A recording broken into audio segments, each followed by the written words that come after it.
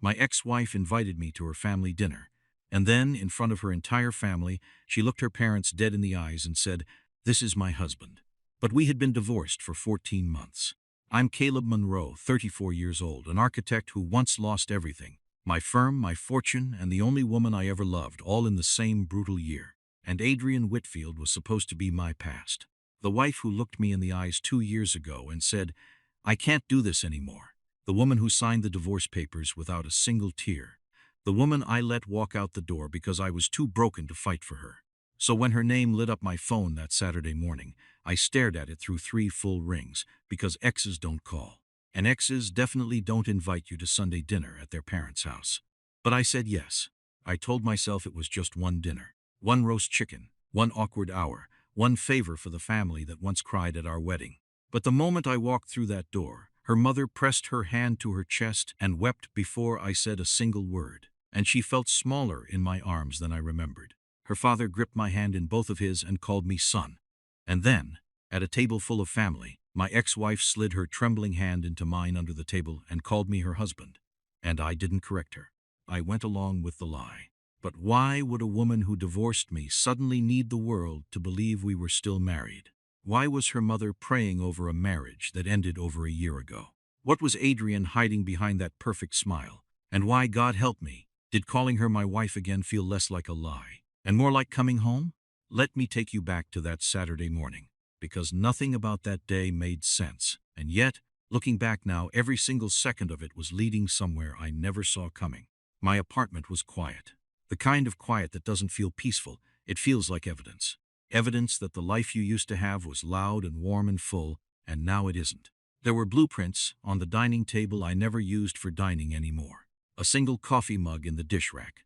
And on the bookshelf, face down, a framed photo I hadn't found the courage to throw away or turn back over in 14 months. I was doing okay. That's what I told people. That's what I told my therapist. That's what I told Marcus every time he asked. I'm doing okay. But okay is just the word people use when they're surviving something they haven't fully named yet.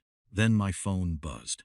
And the name on that screen, 2 words, no photo, no contact picture, because I deleted it 3 times and typed it back in twice, stopped every single thought in my head.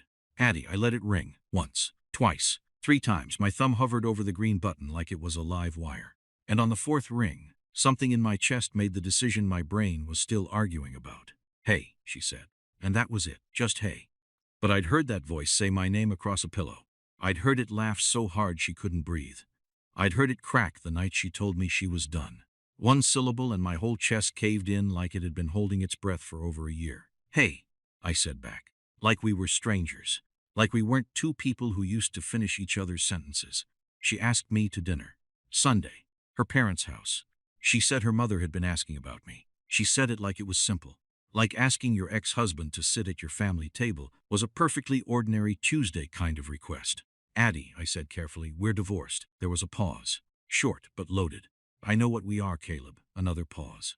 And then quieter. Like the words cost her something. I wouldn't ask if it wasn't important. I should have said no. Every rational part of me knew that. Marcus definitely knew that. When I told him at the barber shop that afternoon, he set his clippers down mid-cut and just stared at me in the mirror. "She invited you to her parents' house." Yes, the same parents who cried when you proposed in their backyard. Marcus, the same house where her mama used to pack you a plate every Sunday like you were her own son. "Are you going to finish my haircut?" He picked the clippers back up. But he wasn't done. "You already said yes, didn't you?" It wasn't a question. I looked at myself in that mirror. A man who'd spent 14 months rebuilding a firm, rebuilding a routine, rebuilding the architecture of a life without the one person who made it feel like home. And I couldn't lie to the reflection. She said her mom asked for me specifically. Marcus went quiet. He knew what Dorothy Whitfield meant to me. He knew she was the kind of woman who made you feel like you belonged somewhere from the first moment she opened her front door. He also knew that when a woman like that asks for you by name, you don't say no. "Go," he finally said. "But Caleb, walk in there with your eyes open, man. Don't go in with your heart already on the table." I nodded. But we both knew my heart had been on that table since the day she left. The Whitfield home was on Elmwood Drive, a wide 2-story brick house with a red front door and a porch swing that had been there since Addie was 7 years old. I'd parked outside that house 100 times, for holidays, for birthdays. For the Sunday dinners, Dorothy made mandatory, with the gentle but firm authority of a woman who understood that families fall apart the moment they stop showing up for each other. I sat in my car for 4 minutes. I know because I watched the clock, then I got out. Gerald Whitfield opened the front door before I even raised my fist to knock. He was a tall man, broad-shouldered, with close-cropped silver hair and the kind of face that had earned its lines honestly. He looked at me for a long moment, this man who had watched me marry his daughter, who had shaken my hand at the altar and told me privately, "Take care of her, son, or answer to me." And then he reached out and gripped my hand in both of his. Caleb, just my name, but the weight behind it, the years, the warmth, the quiet forgiveness in a single word nearly buckled my knees. "Mr. Whitfield." "Get in here," he said, like I'd just come back from a long trip and not from the far side of a divorce.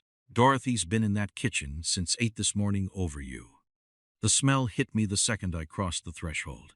Roast chicken, sweet potato pie, the particular combination of cinnamon and something warm and savory that I had never smelled anywhere else in the world except this house. It hit me in the stomach first, then somewhere deeper, in the part of you that stores memories your brain forgot, but your body never did. And then Dorothy came out of the kitchen. She was wearing her yellow Sunday apron, the one with the small blue flowers along the hem that she'd had for 15 years. She came around the corner, drying her hands on a dish towel, and the moment she saw me standing in her living room, she stopped. Her hand went to her chest, and her eyes filled. She didn't say anything at first. She just walked straight to me, this woman who had fed me, prayed over me, corrected me, championed me, and called me her son before I'd even officially earned the title, and she wrapped both arms around me and held on. I hugged her back, and over her shoulder my expression broke, just for a second, just long enough to feel it, because she felt lighter than she used to, smaller, like something inside her was using up what was left of itself just to keep her standing. I didn't know what it was yet, but I knew something was wrong. She pulled back and held my face in both hands the way she always did, studying me, reading me the way only mothers can, and smiled through her tears. "You look thin," she said, "but you look like yourself again, thank God." I laughed softly. "It's good to see you, Mrs. Dot."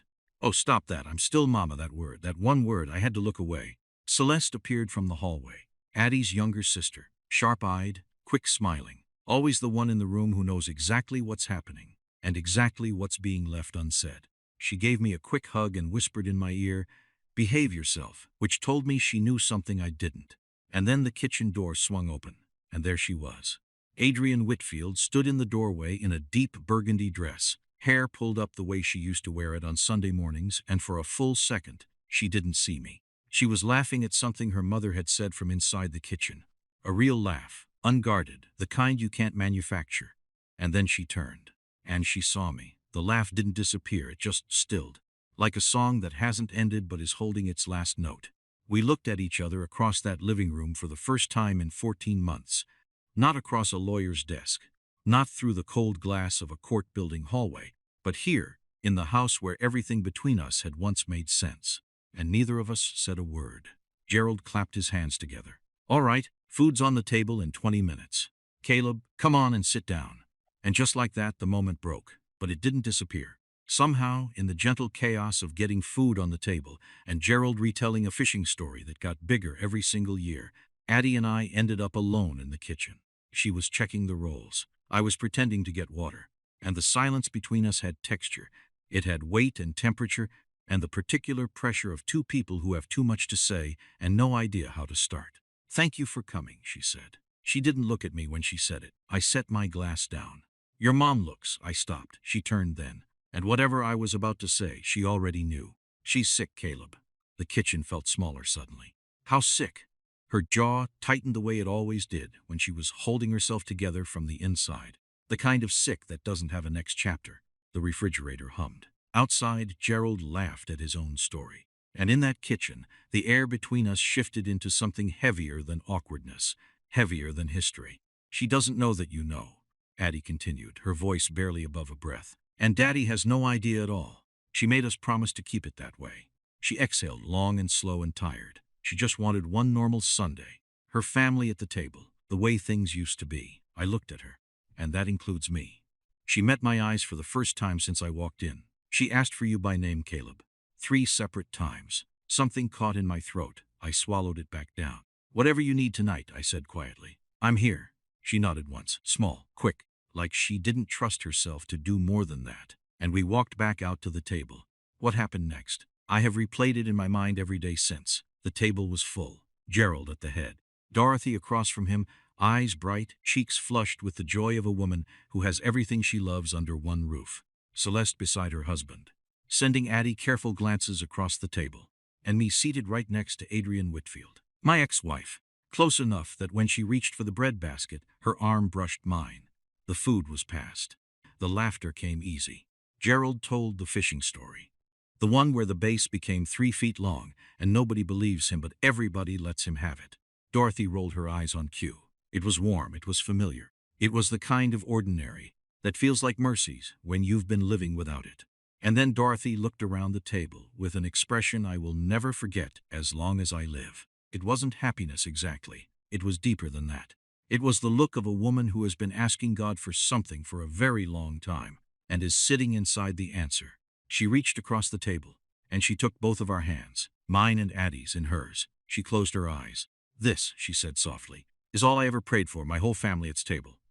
Gerald raised his glass. To family, the table echoed. And then Gerald looked at me, warm, direct. The way a man looks at another man when he means every syllable. Caleb, I want you to know. This house has always been yours. It always will be. He set his glass down. Now tell me, how are things between you two? Really? The table went quiet. Not the kind of quiet that means nothing. The kind that means everything is listening. I felt Addie go still beside me. I felt Dorothy's hand, fragile and warm, tighten around mine. And I watched Addie's face. This woman who had walked away from me. This woman I had let go. This woman I had spent 14 months trying to stop loving and failed every single time. I watched her look at her mother. Really look at her. And I saw the exact moment her heart made its decision before her mind could stop it. She turned to me. Our eyes met. And in that look, in half a second, without a single word, she asked me something. Something enormous. Something that could unravel everything or rebuild it.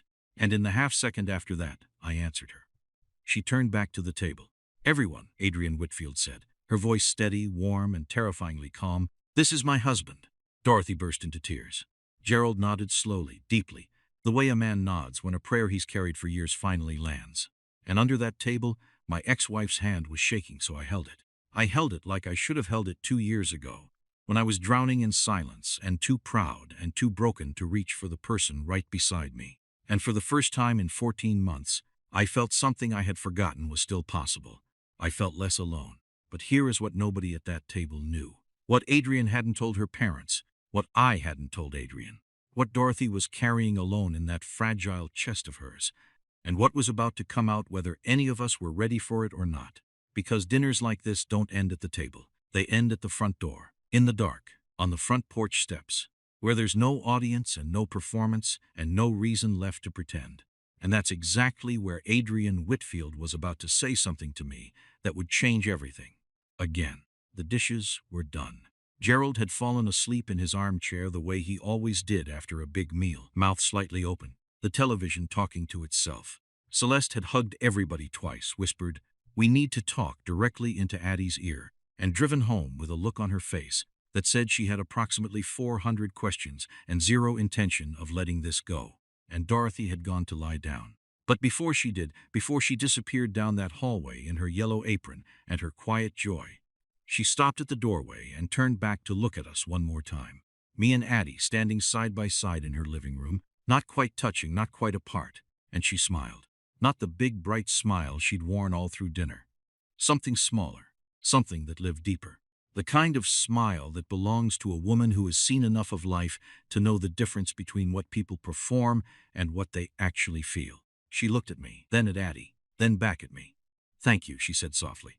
That's when she was gone, and the house went quiet.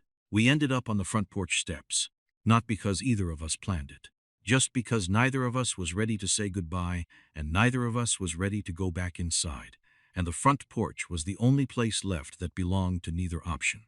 The night was cool. Chicago in October doesn't ask permission. It just arrives with its wind and its darkness and its particular smell of wet leaves and distant rain. And it wraps around everything like a reminder that warmth is temporary and you should have appreciated it more while it was here. Addie had her cardigan pulled tight around her shoulders. I had my hands clasped between my knees, staring at the street, watching a neighbor's porch light flicker 3 houses down. Neither of us spoke for a long time, but the silence between us was different from the silence in that kitchen before dinner. That one had been careful, guarded, 2 people managing distance. This one was something else. This one was the silence of 2 people who have just done something they can't take back and are sitting inside the weight of it together. We have to talk about what just happened, I finally said. I know, Addie, I know, Caleb. She exhaled, long and slow, her breath misting slightly in the cold air. I saw her face. I looked at my mother's face and She stopped, pressed her lips together. I couldn't take it from her. I couldn't sit there and let her believe we were broken when she's the one who's. She stopped again. And this time she didn't finish. She didn't need to. I sat with that for a moment, the reality of it. Dorothy Whitfield, the woman who had packed me a plate every Sunday like I was her own son. The woman who had prayed over my marriage with her hands raised and her eyes closed at our wedding reception. The woman who had called me just to check on me the first Christmas after the divorce because she said God put it on her heart, was running out of time. And her daughter had been carrying that alone, holding it in both hands every single day, keeping her face straight, keeping her voice steady, protecting everybody in the room from the truth while quietly drowning in it herself. I looked at her profile in the dark, and something in my chest cracked open. How long have you known? I asked. 7 months. 7 months. She had carried 7 months of that alone. Addie, you should have. What? She turned to look at me then, and her eyes were dry, but the pain in them was not. Called you? You were my ex-husband, Caleb. We weren't exactly on speaking terms. I didn't know how to call you and say, hey, by the way, my mother is dying, and she keeps asking for you, and I don't know what to do with that. The word dying landed on that porch like something physical. I didn't flinch from it. She needed someone who wouldn't flinch from it. You know now, I said quietly, and I'm here. She looked at me for a long moment, searching my face the way she used to when she was trying to figure out if I meant something or if I was just saying it, and I held her gaze. Every syllable. So what happens now? She asked. My dad is going to invite you to football Sundays. My mother is going to start planning things. Celeste already knows the truth and she's going to make my life very difficult. Let her, I said. Caleb, Addie. I turned to face her fully. What happens now is that you stop carrying this by yourself. That's what happens now. She stared at me. You've been doing that your whole life, I said. Holding everybody else up and never letting anybody hold you. I watched you do it for 3 years. I watched you do it the day you told me our marriage was over. You were so composed, you were so calm, and I thought. My voice dropped. I thought you didn't feel it. I thought it was easy for you. Something moved across her face, fast, like a shadow. Easy, she repeated. I know now that it wasn't, but I didn't know then. Because I was too deep inside my own, I stopped, looked back out at the street. And then because 14 months of therapy had taught me that the truth doesn't get less heavy the longer you hold it, it just gets harder to put down. I said it. I was depressed, Addie. The porch went absolutely still. When we lost the Meridian contract, when Hargrove's fraud took everything down with him, and I lost 4 years of work overnight. I didn't know how to tell you. I didn't know how to come home and say, I'm not okay and I don't know when I will be. Because you had your firm. You were building something real and I didn't want to be the thing that pulled you under. I exhaled. So I went quiet. I told myself it would pass. I told myself I was protecting you. She hadn't moved. I waited too long, I said. And by the time I figured out that going quiet wasn't protecting you, it was just abandoning you in slow motion. You were already so far from me I didn't know how to cross back. Silence. Then barely a whisper. You should have told me. I know, Caleb. Her voice broke on my name, just slightly. Just enough. I thought you stopped loving me. I thought I did something wrong. I spent 8 months trying to figure out what I did to make you go that far away and I couldn't find it. It wasn't you. I said it fast. Firm. It was never you. Not for a single second. But I know you didn't. And that is my fault. All of it. She turned away. Pressed the back of her hand to her mouth for a moment. Gathering herself the way she always did, from some deep internal reserve that I had always admired and secretly worried about, because strength like that costs something, and most people never notice the bill until it's due. I would have stayed, she said finally. If I had known Caleb, I would have stayed. Those 6 words. I'd imagined 100 versions of a conversation like this over 14 months. But nothing had prepared me for the actual weight of those 6 words landing on my chest in the October cold on her parents' front porch steps. I know that now, I said. I'm sorry it took me this long to give you the truth you deserved. She wiped her eyes quickly, looked up at the sky, took a long breath. What are we doing, she asked, not accusatory, not hopeful, just genuinely asking. Two people sitting in the wreckage of something that used to be a life, trying to read the map without a compass. I looked at our hands. At some point, neither of us knew exactly when, they had stopped being separate. Hers was in mine, small and warm and familiar in a way that bypassed my brain entirely and went straight to something older, deeper, more honest. I think, I said carefully, we're finding out if there's anything left worth finding. She looked down at our hands, too. She didn't pull away. What happened over the next 3 weeks, I can only describe as the quietest earthquake of my life. Gerald called me the following Thursday, just like that. Games on Sunday, you coming? No preamble, no explanation. As if the last 14 months were simply a business trip I'd returned from and normal life had resumed. I looked at my empty apartment, my single coffee mug. The blueprints on the table I ate alone. Yes, sir, I said.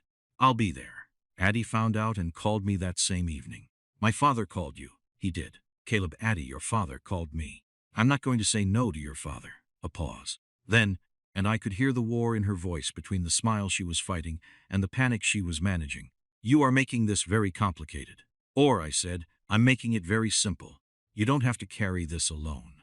You said you would have stayed. I'm not asking you to decide anything. I'm just staying. She didn't answer for a long moment. Don't make me fall in love with you again, Caleb Monroe. I didn't say anything back, because there was nothing to say that wouldn't give too much away. But after I hung up, standing in my quiet apartment, blueprints on the table, the framed photos still face down on the bookshelf, I walked over. And I turned it face up, me and Addie, wedding day. Her laughing at something I'd said right before the photographer counted to 3. So the photo caught her mid-law, and me looking at her like she was the only lit window in a dark city. I left it face up. The Sunday started. Football with Gerald, who turned out to have strong opinions about everything. The game, my firm, my diet, the neighborhood I lived in, and the fact that I drove a gray car which he felt was a deeply uninspired choice. I let him talk. Because the thing about Gerald Whitfield was that underneath every opinion and every piece of unsolicited advice was a man who loved his family with the ferocity of someone who understood that time was not guaranteed. He'd always known that. He'd just found out recently, in a way that would have destroyed a lesser man, exactly how true it was. Dorothy would appear at halftime with food nobody asked for and everybody needed. She'd sit in her chair by the window, the good one with the cushion, and she'd watch us. Me and Gerald arguing about plays, and she'd have that look again, that deep, private smile. But I started to notice things. The way she'd pause on the stairs a little longer than she used to. The way she'd sometimes go quiet in the middle of a sentence and then come back bright-eyed, like she'd simply taken a brief detour. The way she kept finding small reasons to hold my hand, patting it, squeezing it, like she was memorizing something she knew she wouldn't be able to keep. And Addie would appear on those Sundays, always with a reason. She'd forgotten her scarf. She was dropping off groceries. She just happened to be in the neighborhood. And every time, she'd look at the scene. Me on her father's couch, her mother laughing in her chair, the house full of noise and food, and the specific warmth of a family that is trying hard to hold on to ordinary moments because ordinary moments are actually everything. And something in her face would soften. Not all the way, not yet, but enough. We were careful with each other. Polite, thoughtful, the way two people are when they both know they're standing at the edge of something enormous, and neither one wants to be the one who tips it over before the other is ready. But careful only lasts so long, because 3 weeks after that dinner, on a gray Tuesday afternoon, Addie called me. Not her regular voice. Not the composed, managed, I've got this voice. The other one, the real one. Caleb. Just my name. But the way she said it told me everything before the next word came. It's Mama. She collapsed this morning. We're at Northwestern. I was already grabbing my keys. I'm on my way. You don't have to. Silence. I'm on my way, I said again, slower, so she could feel it. You are not doing this alone. She didn't argue. And when I walked into that hospital waiting room 22 minutes later, because I drove like a man who had already lost too much and wasn't about to lose anything else, the moment she saw me, Adrienne Whitfield, the most composed woman I had ever known in my life, stood up from that plastic chair and walked directly into my arms, and fell apart, and I held her. I held her the way I should have let her hold me 2 years ago, when I was drowning in silence in our own home, too proud and too broken and too foolish to understand that this was the whole point of another person. Not the good days, not the dinners and the laughter and the Sunday football, but the waiting room, but the plastic chairs, but the falling apart. You are not alone. That was the whole lesson. The one neither of us had learned in time the first time around, but we were learning it now. Gerald arrived 20 minutes after me. He stopped when he saw us, his daughter in my arms in the middle of that waiting room, and for just a moment, his face did something I had never seen it do before. It broke, and then he straightened, crossed the room, and put one large hand on each of our backs, mine and Addie's, and bowed his head, and he prayed. Right there, out loud, in the middle of that hospital waiting room, with the fluorescent lights buzzing overhead and strangers pretending not to watch. He prayed for his wife. He prayed for his daughters. And then, and this is the part that I will carry in my chest for the rest of my life, he prayed for me. Lord, thank you for bringing this boy back to where he belongs. I couldn't speak. I just stood there, Addie still in my arms, Gerald's hand warm and heavy on my back, and I felt something I had not felt in 14 months, maybe longer. I felt like I was exactly where I was supposed to be. But there was something Gerald didn't know yet. Something the doctor was about to walk out and say that would change the entire landscape of what we were all standing in. Something that would force a choice, the biggest one Addie and I had ever faced. Not just about her mother, about us. About what we were willing to call this thing between us out loud in the daylight, with no dinner table to hide behind and no performance to lean on. The doctor appeared at the end of the hallway, and the look on his face told us everything before he opened his mouth. The doctor's name was Dr. Ellison. He was a tall man, careful in the way that people who carry difficult news learn to be, measured steps, quiet hands, eyes that have delivered enough hard truths to know that the seconds before the words are almost worse than the words themselves. He asked us to sit down. Nobody sat. He told us that Dorothy's heart had been operating at significantly reduced capacity for several months. That the episode this morning was her body's way of announcing what it could no longer quietly endure. That there was a procedure, high risk, given her condition. But without it, they were looking at weeks. Maybe less. Gerald Whitfield did not make a sound. He stood completely still. The way a very large, very strong thing stands still when the ground beneath it has just shifted. Not falling, not breaking, but recalibrating. Finding a new center of gravity in a world that has just rearranged itself without his permission. Then he turned to Addie, and his eyes asked the question his mouth couldn't yet form. Addie looked at her father, this proud, loud, fishing story-telling, unsolicited opinion-giving man who had loved her mother for 38 years with a steadiness so deep it had always looked effortless, and she said, very quietly, "I've known for 7 months, Daddy. She made me promise not to tell you."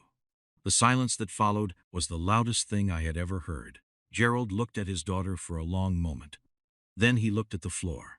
His jaw worked slowly, processing, absorbing, deciding what kind of man he was going to be in the next 10 seconds. And then, without a word, he walked to the row of plastic chairs against the wall and sat down, put his elbows on his knees, pressed his hands over his face, and his shoulders shook. Addie moved toward him, but something froze her mid-step, the particular paralysis of a child who has never once seen their father cry and doesn't know what to do with their hands in the presence of it.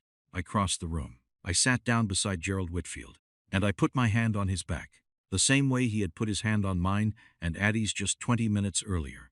Steady, present, saying without words what words were too small to carry. You are not alone. He didn't speak for a long time, neither did I. We just sat there. This old man and the man who used to be his son-in-law, in a hospital waiting room with fluorescent lights and the distant beeping of machines, and we held the weight of it together. After a while, Gerald lifted his head, wiped his face once with the back of his hand, straightened up, and then he looked at me with red-rimmed eyes and said, "She's stubborn, that woman. Always has been. 38 years, and she still thinks she can protect me from everything." "Where do you think Addie gets it from?" I said. He looked at me, and despite everything, despite the doctor and the diagnosis and the rearranged world, something moved at the corner of his mouth. "Don't tell her I said that," he murmured. "Never," I said. They let us see her one at a time. Celeste had arrived by then, breathless, his eyes already swollen, squeezing Addie's hands in both of hers in the hallway. Gerald went in first. He was in there for 11 minutes. Nobody timed it. We all just knew when he came back out because the set of his face had changed. Still broken, but differently. The way a man looks when the person he loves most in the world has just reminded him who he married. She said to stop fussing, he reported, sitting back down heavily. Said she's not going anywhere until she sees this family sorted. Celeste laughed, the sharp, tearful laugh of someone who recognizes their mother in every syllable of that. Then the nurse came to the doorway. Mrs. Whitfield is asking for Caleb. The room went quiet. Addie looked at me. Celeste looked at Addie. Gerald stared at the floor with a small, knowing exhale, like he'd expected this and had privately decided not to be surprised by anything Dorothy did anymore. I stood up, smoothed my jacket, and walked through that door. She looked small in that hospital bed. That was the first thing. The bed made her small the way big, honest things sometimes make everything around them look diminished. But her eyes were exactly the same. Sharp and warm and so deeply present that you couldn't enter a room she was in without feeling immediately, completely seen. I pulled the chair close and sat beside her, took her hand in mine. She looked at me for a long moment, studying me the way she had at the front door 2 weeks ago, reading me the way only she could. You came back, she said. Her voice was quieter than usual, but steady. You asked for me, I said.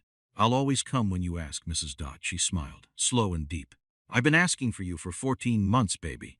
In my prayers every single morning. I just finally ran out of patience and asked out loud. I looked down at her hand in mine. She called me, I said quietly. She invited me to dinner. I know, a pause, I told her to. I looked up. Dorothy held my gaze without apology. Mothers know things, Caleb. We know things our children think they're keeping from us.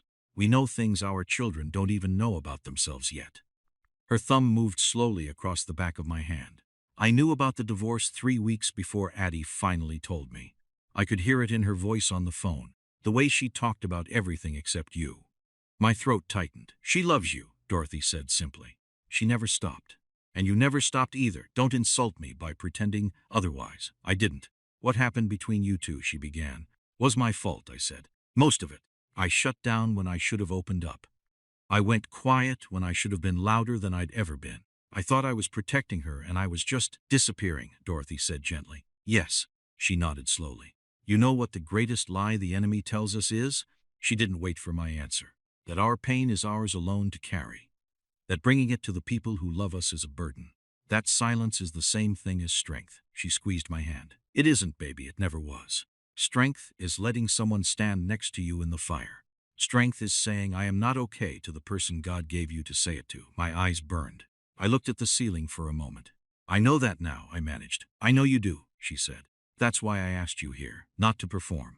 Not to make an old woman feel better before she goes into surgery. She looked at me with absolute directness. I asked you here because I need to know that my daughter is not going to be alone. Not because I'm afraid of dying, Caleb. I've made my peace. But I cannot leave this earth knowing she's carrying the world by herself and calling it independence. The tears came then. I didn't try to stop them. She won't be alone, I said. I promise you. Whatever she'll let me be, I'll be it. For as long as she'll let me. Dorothy closed her eyes. And the expression on her face was one I will spend the rest of my life trying to describe to people and failing. Because there is no word in the English language for the specific piece of a mother who has placed the most precious thing she owns into hands she trusts. Now go talk to her father, she said without opening her eyes. The real talk, not the football talk. Yes, ma'am, I whispered. I stopped at the door. Don't waste it this time. Gerald was standing in the hallway when I came out, not sitting, standing, like he'd known I'd need to find him upright. We walked to the far end of the corridor, away from the waiting room, away from Addie and Celeste. 2 men in a hospital hallway, the kind of conversation that doesn't need an audience. She told you to come talk to me, Gerald said. Statement, not question. Yes, sir. He nodded, crossed his arms, waited. And I told him everything, the contract, the fraud, the depression I never named and never shared. The way I went quiet and watched my marriage empty out like a room nobody remembered to stay in. The divorce papers I signed because I thought I was doing Addie a kindness. Because I thought a broken man had no right to ask a whole woman to wait. I told him all of it, standing straight, looking him in the eye, the way his daughter deserved to have it told. Gerald listened without interrupting. His face moved through things, pain, anger, understanding, something older and more complicated than any of them. When I finished, he was quiet for a long time. Then he said, You know what your problem was? I have several candidates, I said. The corner of his mouth moved. Your problem was you thought love was something you had to earn by being unbroken. He shook his head slowly. Boy, I have been married to that woman in there for 38 years. You think there weren't years I was broken? You think there weren't years she was? The whole point is you hand each other the pieces. That's the whole thing. I nodded. Because there was nothing to add to that. There never is when a man tells you the truth. You hurt my daughter, Gerald said. Quiet, direct. Not by being depressed. By disappearing. There's a difference. Yes, sir. I know. And you're not going to do it again. It wasn't a question. It was a door frame. And he was standing in it, deciding whether to let me through. No, sir, I said. I am not. He looked at me for a long time. The length of it was deliberate. A man who has earned the right to take his time with important decisions. Then he put his hand on my shoulder, heavy and warm and certain. Then stop standing in this hallway, he said. Go be where you're supposed to be. I found Addie at the end of the corridor by the window. She was standing with her arms crossed, looking out at the city, the gray Chicago sky, the buildings, the tiny moving lives below that had no idea what was happening 11 floors up. She heard me coming. She didn't turn around. I stood beside her. We looked out the window together. She told you to come talk to my father, Addie said. Yes. And he told you something that made you walk back looking like that. Like what? Like a man who just figured something out. I was quiet for a moment. Then, she also told me she knew about the divorce the whole time, all 14 months. Addie closed her eyes briefly. Of course she did. She said she could hear it in your voice. The way you talked about everything except me. Addie's arms tightened around herself. Addie. I turned to face her. Look at me, she turned. Her eyes were dry. She'd been holding it together so long I think she'd forgotten what letting go felt like. But her hands were gripping her own arms like she was the only thing keeping herself from coming apart. I don't want to do the careful thing anymore, I said. I don't want to be polite and thoughtful and managed. I don't want to show up on Sundays and pretend this is about your father's football game. Her chin lifted slightly. I came back because your mother asked. But I stayed, Addie. I stayed every single Sunday because of you. Because even standing in the same room as you felt like breathing after a long time underwater. And I know I don't have the right to say any of this.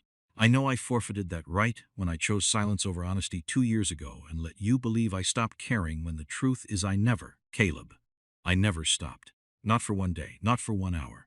And I am telling you that now because your mother made me promise to stop carrying things alone, and the thing I've been carrying longest, the thing I should have said 100 times before today, is that I am still in love with you. I never left. I just lost my way back. The window light fell across her face. Her eyes filled, slowly the way water rises rather than falls. And she looked at me with an expression I recognized from the very beginning of us. Not from the wedding, not from the courtship, but from earlier, from the very first moment she decided to trust me with something real. I'm terrified, she whispers. So am I said. Do it anyway. And she stepped forward, and I met her halfway. And she pressed her forehead against my chest, this strong, composed, load-bearing woman who had been holding up everyone around her for 7 months without a single hand to hold. And she finally, put the weight down. I wrapped both arms around her, and I held on. Dorothy's surgery lasted 4 hours and 17 minutes. We know because Gerald watched the clock the entire time and reported the minutes to nobody in particular. And we all let him because it was the only thing he could do. And sometimes love looks like watching a clock because it's better than feeling helpless with your hands empty. Celeste and Addie sat together, holding hands the way they must have as little girls. I sat beside Gerald. We didn't talk much. We didn't need to. At one point, he said, she's going to be furious she missed the game on Saturday. We'll record it, I said. She doesn't know how to work the recording thing. I'll show her, he nodded. All right. That was enough, Doctor. Ellison came through the double doors at 7:43 in the evening. He was almost smiling, not the careful smile, a real one. She did well, he said, better than we projected. She's asking for her family. Gerald stood so fast he nearly knocked the chair over. Dorothy Whitfield was sitting up in her recovery bed, looking profoundly irritated by the tubes and wires and the whole theatrical inconvenience of nearly dying when we filed into that room. Gerald went straight to her and took her hand in both of his and pressed his forehead to her knuckles and said nothing at all. Celeste cried immediately and loudly and unapologetically, which made Dorothy click her tongue and say, Celeste, baby, I am right here. Then Dorothy looked past all of them, at me and Addie, standing together in the doorway. Her eyes moved from Addie's face to mine. then to our hands, which were, at some point in the last several hours, somewhere between the window and the waiting room, and 4 hours and 17 minutes of a clock on a wall, interlaced. Fingers woven, not performed, not careful, just true. Dorothy looked at us for a long moment, and then she smiled, the biggest one I had seen from her since the dinner table. Brighter than the one in the kitchen, brighter than the one at the door. The smile of a woman who prayed for something every single morning for over a year and is sitting inside the answer with all the tubes and wires and theatrical inconvenience in the world and doesn't mind one bit. There it is, she said softly. Just that, there it is. 3 months later, on the Sunday before Christmas, I came back to Elmwood Drive with a roast chicken. Because Dorothy had decided that since I had been inviting myself to her table, I could start contributing to it. Gerald had opinions about my seasoning. I told him respectfully that his opinions were wrong. Dorothy refereed from her chair by the window, wearing her yellow apron, looking like someone who has been given extra time and intends to use every second of it. Celeste was there, her husband. The particular noise and warmth of a family that has looked into the eye of losing each other and chosen, consciously, loudly, on purpose, to hold on. After dinner, when the dishes were done and Gerald had his show on, and Celeste was pretending to help Dorothy with her crossword, while actually just doing it herself, I found Addie on the front porch. Same steps, same cool air, same neighborhood going quiet, but different, everything different. She leaned against my shoulder. I rested my cheek on the top of her head. The porch light cast everything in amber. She looks good, Addie said. She looks like herself, I said, which is better than good. A quiet moment. Caleb. Thank you for staying. I thought about 14 months of a face-down photograph. I thought about therapy twice a week and a single coffee mug and blueprints on a dining table. I thought about a phone ringing 3 times while I decided whether to be brave. I thought about a dinner table and a lie that turned into the most honest thing I'd said in years. I thought about a hospital waiting room and a man with his hands over his face and a woman who pressed her forehead to my chest and finally put the weight down. I thought about everything it cost and everything it gave back. I should have stayed the first time, I said. She tilted her head up to look at me. You're here now. I'm here now, I agreed. And I reached into my jacket pocket. Because I had been carrying it for 3 weeks, waiting for a moment that felt true rather than performed, waiting for a porch, and the right quiet and a woman with her guard down and her real face on. It was a simple ring, white gold, a single stone. I'd designed the setting myself, because even broken architects remember how to build something that lasts. Addie went completely still. I'm not asking you to forget what happened, I said. I'm not asking you to pretend the last 2 years didn't cost us both something real. I'm asking you to believe that I know. I know now that I was never supposed to carry things alone, and neither were you. And that the greatest thing I ever built was an us. And I would like very much if you'll let me to build it again. Properly this time, with the walls down and the lights on. She looked at the ring, then at me, then at the ring again. And then she laughed. The same laugh from the dinner table, the unguarded one, the one that couldn't be manufactured. And through the laugh came the tears, and through the tears came the only word that mattered. Yes. From inside the house, behind the curtain of the living room window, a yellow apron moved.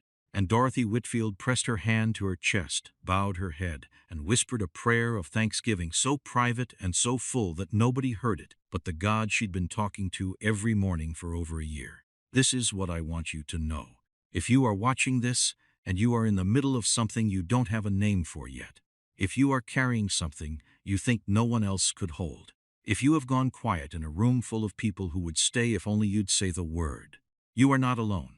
You were never alone. Sometimes love leaves, not because it stopped being real, but because we stop being honest.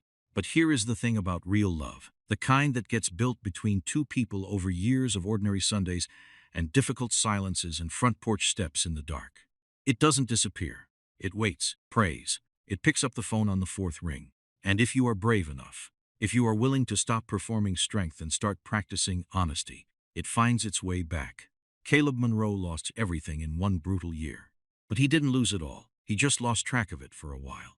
And the moment he stopped carrying the weight alone, the moment he let one woman press her forehead to his chest, the moment he sat beside one old man in a plastic hospital chair, the moment he let one dying woman read his face and tell him the truth he needed to hear, everything he thought was gone came back. Not perfect, not untouched, but real and whole and his. Don't lose track of yours.